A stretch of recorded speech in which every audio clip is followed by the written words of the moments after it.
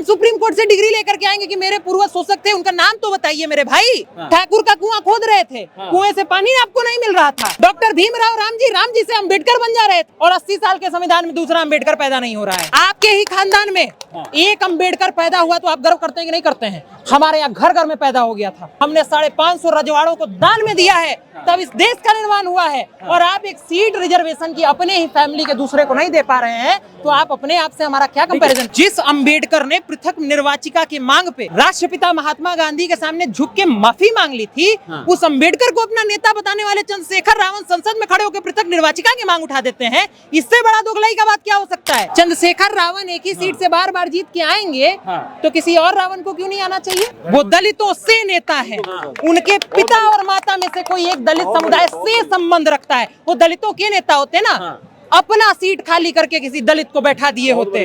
हमारे पूर्वज का जाकर के परंपरा देखिए, गांव में जो सबसे बुजुर्ग होता है उसको सबसे बड़ा कुर्सी पे बैठा दिया जाता है, जाति नहीं पूछा जाता है। ये पता नहीं क्या बात करते हैं आप लोग, बिना मतलब की बातें करते हैं। आप हमको वो अधिकार भी नहीं दे रहे हैं जो इस देश के आतंकवादियों को भी आप दे दिया करते थे। कभी आरक्षण का नियम आ जाता है, कहता है कि तुम शोषण किए हो। कभी यूजीसी का नियम आ जाता है, कहता है तुम शोषक हो। हम सुनेंगे भी नहीं कि शोषण किए हो कि नहीं किए हो। भाई वन वे कम्युनिकेशन चल रहा है पूरे देश। कैसे हैं भाई आप? बहुत अच्छे हैं, बहुत दुखी भी हैं। लेकिन बहुत अच्छे, मैं समझ सकता हूँ। दुखी का कारण जान सकता हूँ मैं। दुखी का कारण ये है कि जिस देश का संविधान कहता है हम भारत के लोग, जिस देश के संविधान में हमें मौलिक अधिकार के रूप में समानता का अधिकार मिला है, वहाँ हम द्वयम दर्जे के नागरिक बन के रह गए हैं। अच्छा। कभी आरक्षण का नियम आ जाता है, कहता है कि तुम शोषण किए हो। कभी यूजीसी का नियम आ जाता है, कहता है तुम शोषक हो। हम सुनेंगे भी नहीं कि शोषण किए हो कि नहीं किए हो। भाई वन वे कम्युनिकेशन चल रहा है पूरे देश में।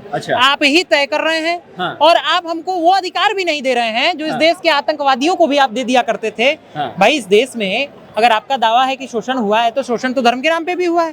धर्म के आधार पे आरक्षण क्यों नहीं दे रहे हो हिंदुओं को?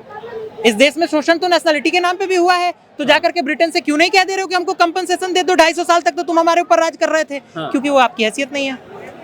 अमेरिका का राष्ट्रपति आपको डांट देता है, वो आपकी हैसियत नहीं है। लेकिन जो सवर्ण समाज शांति से बात करना चाहता है, आप उसको परेशान किए जा रहे हैं। जाति के आधार पे आरक्षण दे रहे हैं, आर्थिक आधार के पिछड़ों को सुनिए नहीं रहे हैं। अरे क्या दिक्कत है? अगर जाति के नाम पे अगर आरक्षण मिल रहा है और गरीब लोग आगे बढ़ रहे हैं, तो स्वर्णों को क्या दिक्कत होना चाहिए? उनको तो सहयोग करना चाहिए। मेरे भाई मैं कहता हूँ 100% आरक्षण कर दीजिए। आर्थिक रूप से पिछड़े लोगों को 100% आरक्षण दे दीजिए। हम लोग मान लेंगे ना, यहाँ पे खड़े किसी व्यक्ति को इस बात से समस्या नहीं होगा कि आर्थिक रूप से पिछड़े किसी व्यक्ति को मेन स्ट्रीम का हिस्सा बना दिया जाए। लेकिन मेरा ये भी कहना है कि फिर मेरिट का क्या? अच्छा। फिर टैलेंट का क्या?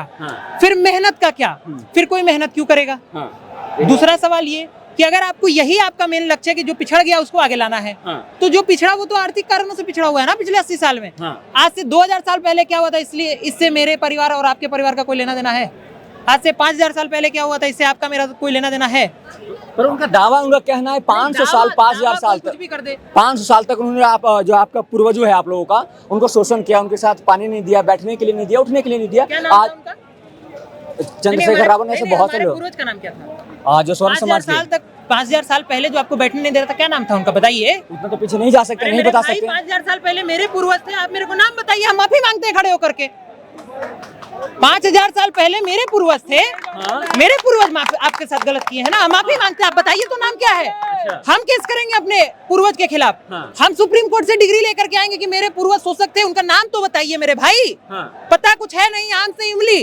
ठाकुर का कुआं खोद रहे थे, कुएं से पानी आपको नहीं मिल रहा था, मजाक बना के रख दिए हैं। डॉक्टर भीमराव राम जी से अम्बेडकर बन जा रहे थे और 80 साल के संविधान में दूसरा अम्बेडकर पैदा नहीं हो रहा है। वो संविधान आपके हिसाब से लिख भी दे रहे थे और आपको संविधान समझ में नहीं आ रहा है कि 10 साल में बोले थे कि रिव्यू करते रहिएगा। मजाक बना के रख दिए हैं, आप अपने साथ मजाक कर रहे हैं। चंद्रशेखर रावण एक ही सीट से बार बार जीत के आएंगे, तो किसी और रावण को क्यों नहीं आना चाहिए? अरे एक ही सीट से इसलिए आ रहे हैं कि गरीबों की बात कर रहे हैं, गरीबों को उठाने की बात कर रहे हैं, दलितों को उठा रहे हैं। वो जिस अम्बेडकर ने पृथक निर्वाचिका की मांग पे राष्ट्रपिता महात्मा गांधी के सामने झुक के माफी मांग ली थी, उस अम्बेडकर को अपना नेता बताने वाले चंद्रशेखर रावण संसद में खड़े होकर पृथक निर्वाचिका की मांग उठा देते हैं। इससे बड़ा दोगलाई का बात क्या हो सकता है? क्या बात कर रहे हैं आप? आप खुद अम्बेडकर को नहीं मानते हैं, आप अम्बेडकर की राजनीति कर रहे हैं, अम्बेडकर का नाम भुला रहे हैं, अम्बेडकर को बदनाम कर रहे हैं। वरना चंद्रशेखर मीम और जय भीम बोलेंगे, जाकर के किताब पढ़िए अम्बेडकर जी की, क्या विचार थे उनके मुसलमानों के ऊपर। उन्होंने कहा था देश का बंटवारा हो रहा है, तो बंटवारा जब हिंदू मुस्लिम के नाम पे कर ही दिए हैं, तो भाई जब हिंदू मुस्लिम के नाम पे बंटवारा हो ही गया तो पूरा बंटवारा करिए। ये वैसे ही है, मैं बहुत गलत एग्जाम्पल और बहुत अच्छा एग्जाम्पल भी दे रहा हूँ। सामने वॉशरूम है, वहां लिखा हुआ है कि एक तरफ मेल है, दूसरे तरफ फीमेल है, और आप देश का बंटवारा कर रहे हैं, कह रहे हैं मेल टॉयलेट में फीमेल भी अलाउड होंगी, फीमेल टॉयलेट में मेल भी अलाउड होंगे, तो फिर बंटवारा करने की क्या जरूरत है, एक ही बना देते, फिर अखंड भारत रहने देते। बिना मतलब के कुतर्कों की सीमा भी पार हो जाती है। भगवान हंसते होंगे कि क्या बना दिया ये मैंने। ये स्थिति हो रखी है इस देश में। दलित के बहुत सारे नेता हैं जो आप लोग प्रोटेस्ट कर रहे हैं, नहीं मानते हैं हम, ये सब फालतू बात है। दलित का कोई नेता नहीं है आज की तारीख में इस देश में। चंद्रशेखर रावण के अगर जरा सा भी कुछ होगा, आरक्षण पे जिसे कुछ भी होगा तो पूरा दिल्ली जाम कर देंगे। चंद्रशेखर रावण इस्लाम समाज से आते हैं, वो दलितों के नेता नहीं है, वो दलितों से नेता हैं, वो दलितों से नेता हैं। उनके पिता और माता में से कोई एक दलित समुदाय से संबंध रखता है, वो दलितों के नेता होते ना। अपना सीट खाली करके किसी दलित को बैठा दिए होते।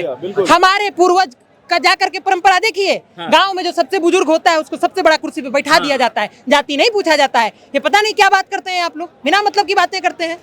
चंद्रशेखर रावण, देखिए मेरे मुंह से कुछ शब्द निकल जाएंगे, ये मैं चाहता नहीं हूँ, लेकिन चंद्रशेखर रावण केवल और केवल इस देश में बंटवारावादी पॉलिटिक्स करना चाहते हैं, देश को तीसरे टुकड़े में बांटना चाहते हैं, जो होने नहीं दिया जाएगा। एक सवाल है आपसे, जैसे आप लोग आरक्षण की बात कर रहे हैं, यूजीसी की बात कर रहे हैं, आरक्षण की बात तो कर रहे हैं पर जाति की बात नहीं कर रहे हैं, जाति हटाने की बात नहीं कर रहे हैं।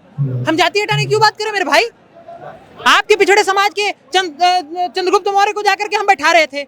हमको अगर शौक रहता कि हम ही शासन चलाएं तो हम धनानंद को उठा के फेंक दिए रहते, खुद ही जाके बैठ गए रहते आचार्य चाणक्य के रूप में। क्या बात करते हैं। दूसरी बात, अगर हमारे पिता आईएएस ऑफिसर होते तो हम गर्व से कहते कि नहीं कहते कि मेरे पिता आईएएस ऑफिसर हैं? बिल्कुल कहते। मेरे पिता प्रधानमंत्री होते, आप मेरे पे आरोप लगाते कि वंशवाद की फसल है, तो मैं गर्व से कह सकता था कि नहीं कह सकता था कि हमारे बाप इस देश के प्रधानमंत्री हैं। तो मेरे भाई, जब मेरे बाप दादाओं ने मंगल पांडे के रूप में इस देश के लिए आंदोलन किया, जब देश आजाद नहीं हुआ था, जब मेरे बाप दादाओं ने महाराणा प्रताप के रूप में लड़ाई लड़ी, तो मेरे बाप दादा ऐसे थे कि हम उन पे गर्व करें, और आपके बाप दादा ऐसे थे कि वो कॉम्प्रोमाइज कर रहे थे। इसलिए आपकी हैसियत नहीं है कि आप जाकर के उनके गर्व करना शुरू करेंगे। आपके ही खानदान में एक अम्बेडकर पैदा हुआ तो आप गर्व करते हैं कि नहीं करते हैं? हमारे यहाँ घर घर में पैदा हो गया था। हमारे यहाँ घर घर में क्रांतिकारी पैदा हुआ है। हमने 550 रजवाड़ों को दान में दिया है, तब इस देश का निर्माण हुआ है। और आप एक सीट रिजर्वेशन की अपने ही फैमिली के दूसरे को नहीं दे पा रहे हैं, तो आप अपने आप से हमारा क्या कंपैरिजन करेंगे? हम लोग का उन लोगों के पास भी जाना होता है। मैं दलितों से बात करता हूँ, चंद्रशेखर जैसे रावण से भी बात करता हूँ, ऐसे तमाम नेताओं से बात करता हूँ। उनका कहना है अगर आरक्षण खत्म करने की बात करते हैं, जाति खत्म करते हैं, कह रहे हैं मंदिर में पुजारी दलितों को भी फिर बैठाइए। सुनिए मेरी बात, ये बिल्कुल गलत फैक्ट है। इस देश में 19वीं सदी तक आप जाकर के पढ़िए, 70% से ज्यादा सीटें दलितों के लिए ब्राह्मणों के गुरुकुल में आरक्षित हुआ करती थी। अंग्रेजों ने बताया ही नहीं है आपको, और आप उस पर विश्वास मान के बैठे हुए हैं। चलिए वहां चलिए, असली जगह वो है।